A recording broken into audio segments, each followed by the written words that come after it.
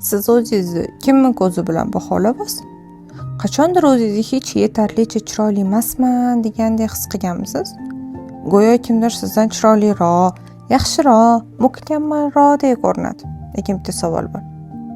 Sizni kim baholayapti o'zi? Siz bu fikrni qayerdan olyapsiz?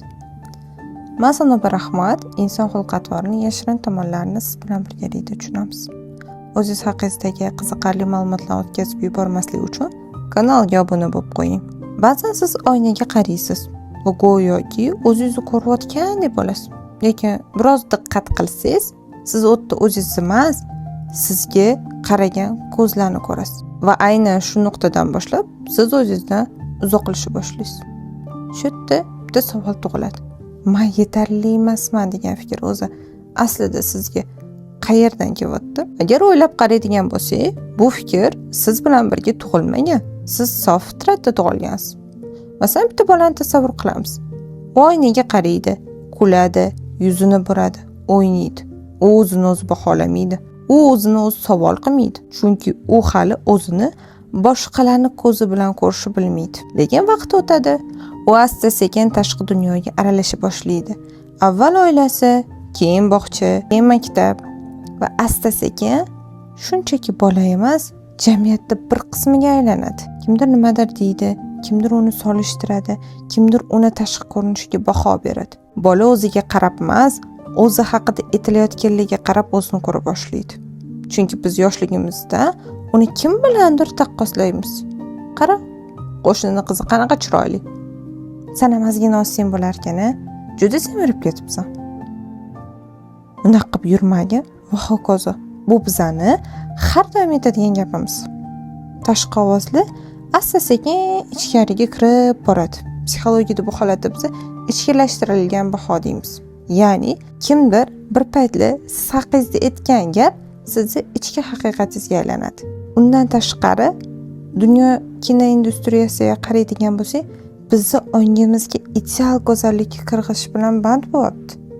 Yoshligimizdan qaraylik, bolalar ko'rayotgan multfilmlar, Barbie, kukla barchasida go'zallik bitta qolipga solingan.